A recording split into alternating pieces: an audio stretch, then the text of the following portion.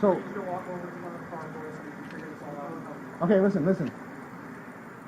The business doesn't want you here anymore, okay? Is that backpack? What's the money? What's prescription? This is at the La Quinta Inn. I don't even. So listen. All right, I don't want to have to, like I said, I want you to walk over to the car. I don't want to have to put you over by the car. I want you to listen. Okay. We understand that. So we're here to help you, but first you just do as we ask. Okay? So we start out by just walking in front of the car, so and then you get your name and all that stuff, and we get this all figured out. All right, man? Keep your hands out of your pockets. Keep your hands out of your pockets. I understand. We don't know if you have any weapons or anything like that, so we don't want you to dig in your pocket. So please walk over to the car for us. I'm asking very nicely. You've been very respectful, and I really appreciate that. But I need you to step over to the front of the car. Okay? Okay, come on.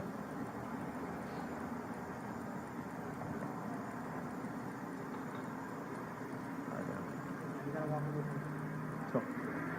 I don't think you understand what's. Okay, here.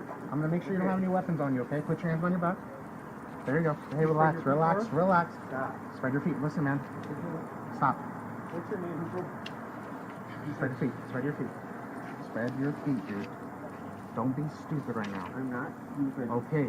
I never. Relax your arms. You're not in any trouble, man. Let's not get to the point where you do get in trouble, okay? We're trying to figure this out and get this all taken care of for you, okay? So I need you to relax your arms. Okay? I'm gonna make sure you don't have any weapons on you, okay? So. Someone. You don't understand. We're trying to understand, but you've got to help us. Okay. Mike, stop. That wasn't. Stop. You're not listening to me. I'm not doing anything wrong. Well, you're not. You're not.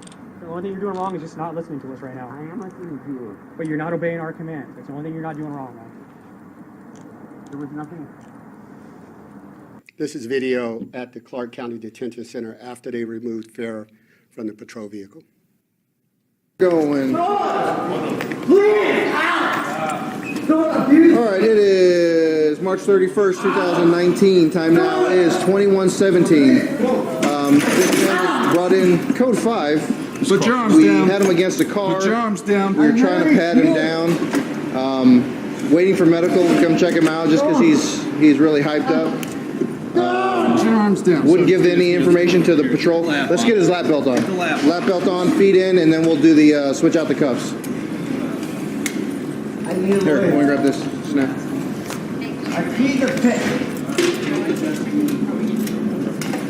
No, let's get his feet in, and then we'll do the other part.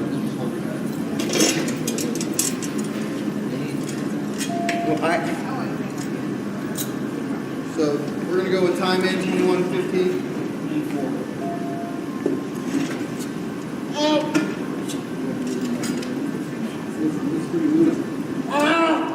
From my side.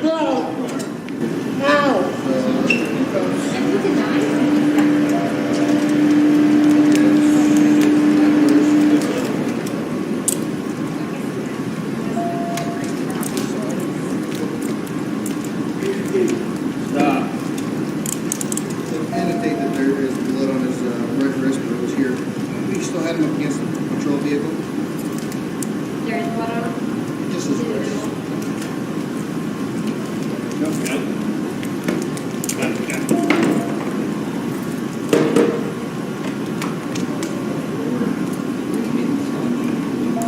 We're palms together. We're stacked a little bit.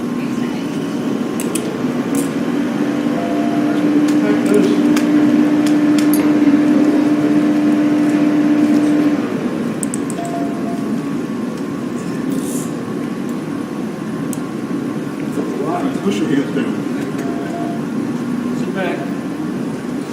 Push your hands down.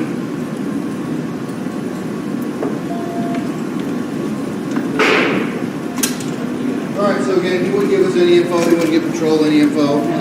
Hasn't said if he's on any medications or supposed to be, or if he's on any drugs. Okay, the video you just saw is from a handheld camera that the Clark County Detention Center staff uses to videotape as we bring in the Code 5 subject. The next video you're going to see, this is one of the stationary cameras that's in the Sallyport area located at the Clark County Detention Center. There is no audio on this one.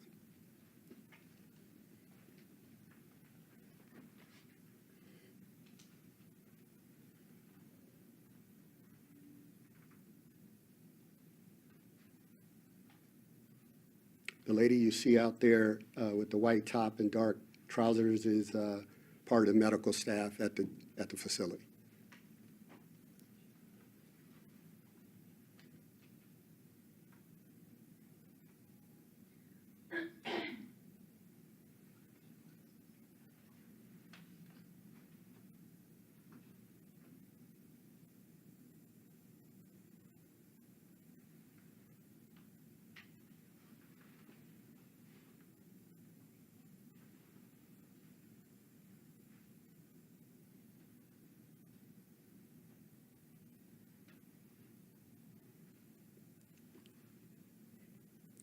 Typically, what the staff does is try to talk to the subject to see if they're willing to cooperate and walk into the facility without the chair. But as you saw in the previous video, he was still behaving combative, so they decided to utilize the restraint chair.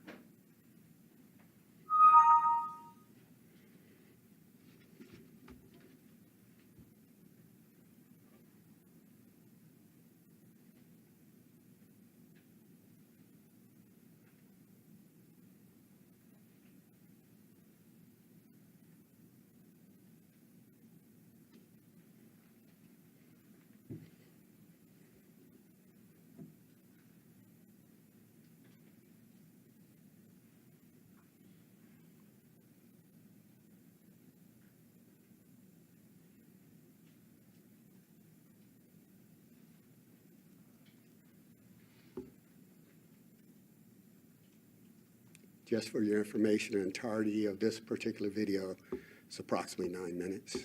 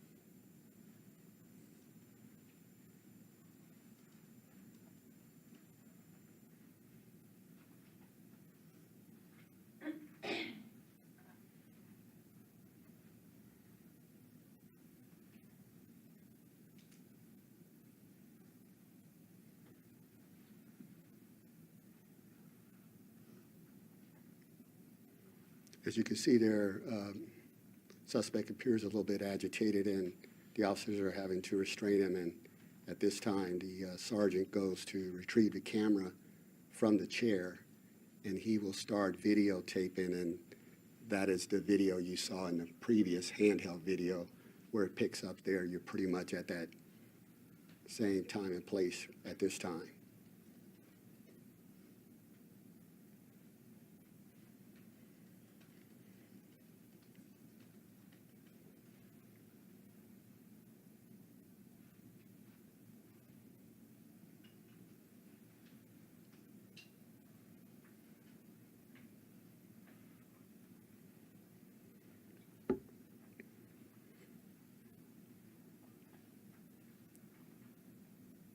That is another medical staff member that just came from inside, came outside with the other female medical staff member.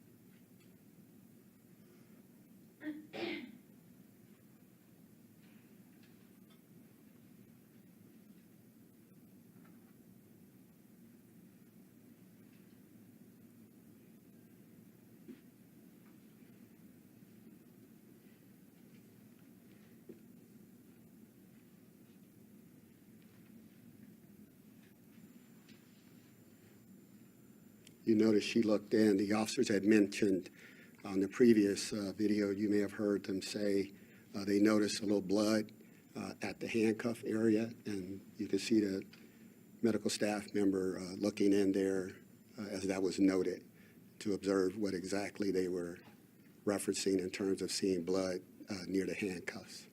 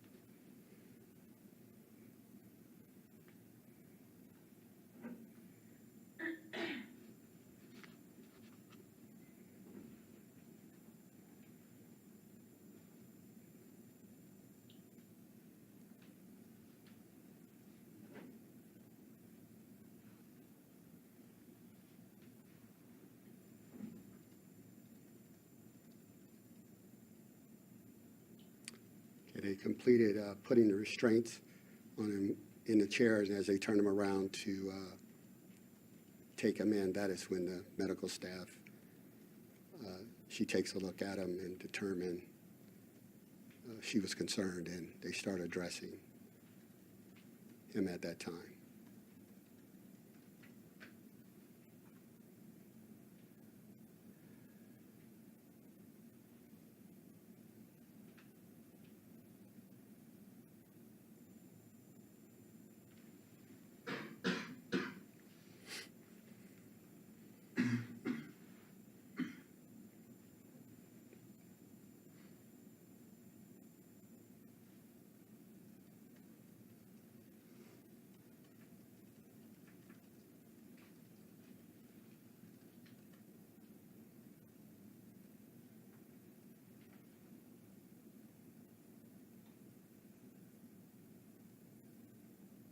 They're now in the process of removing the restraints and removing him from the chair to render medical aid.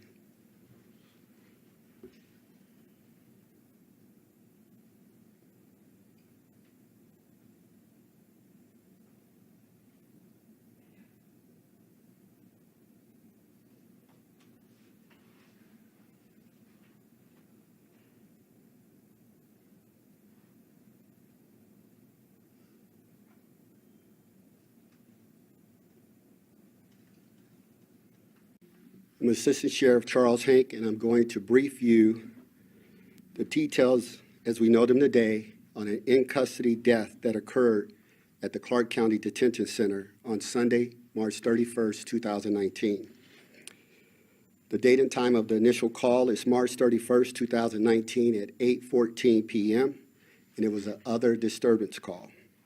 The location of the initial call is 4975 South Valley View Boulevard, the La Quinta Inn, located in Enterprise Area Command.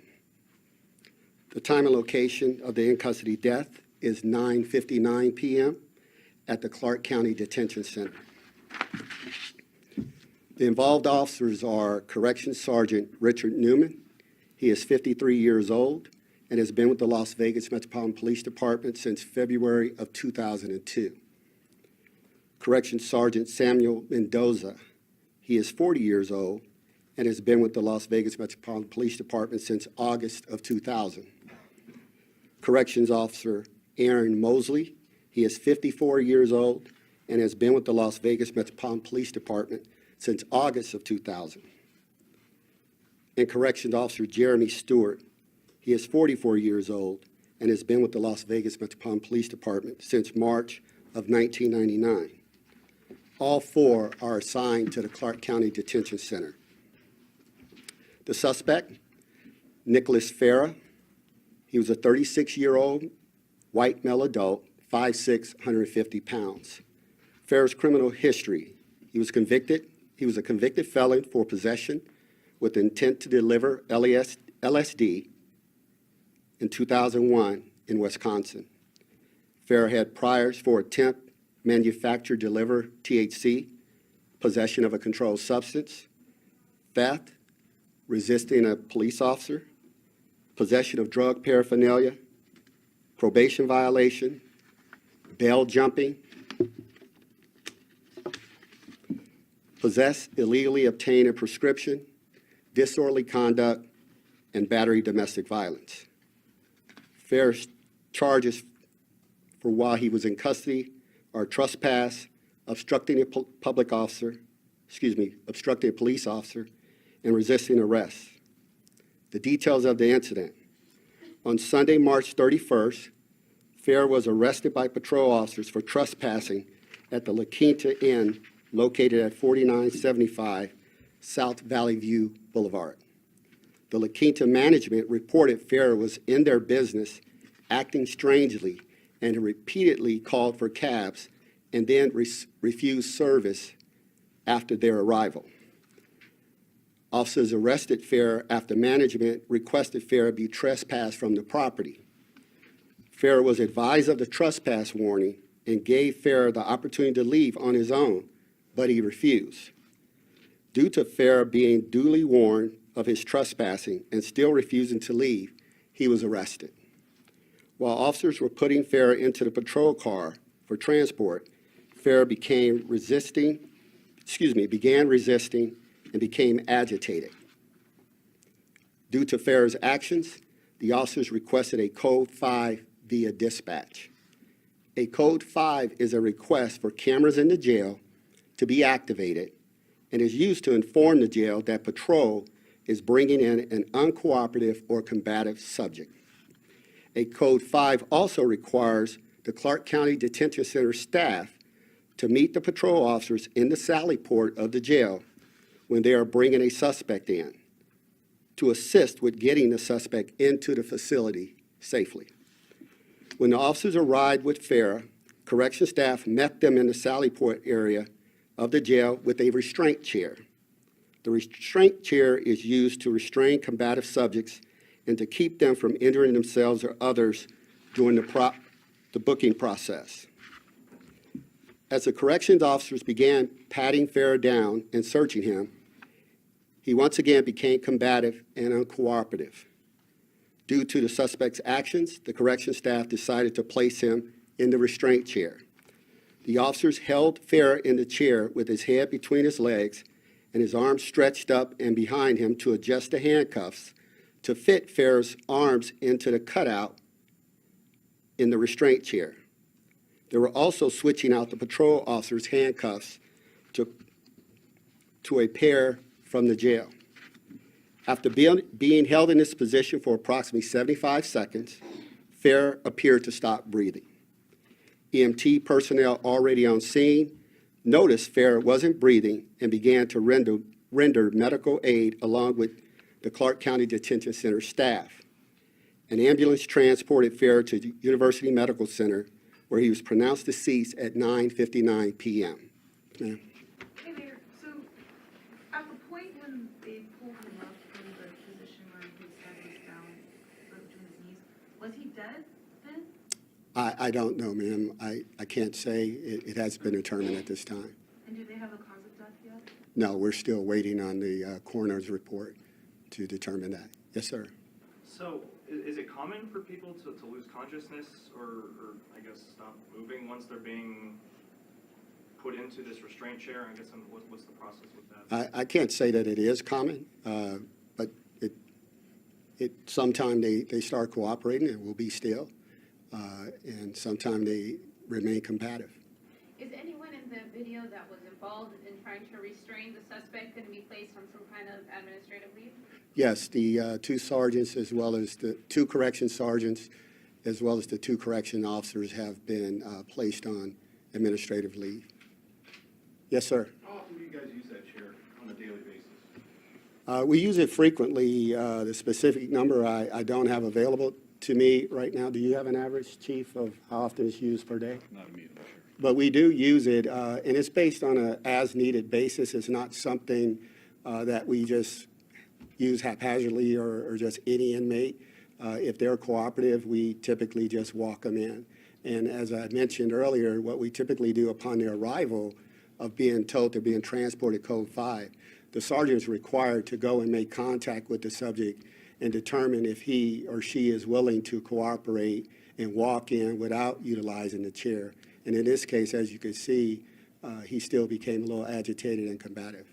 Did the officer say if he showed any signs of being under the influence of anything? That hasn't been determined yet, and that'll be part of the coroner's report to check out the toxicology there and provide us that information as well.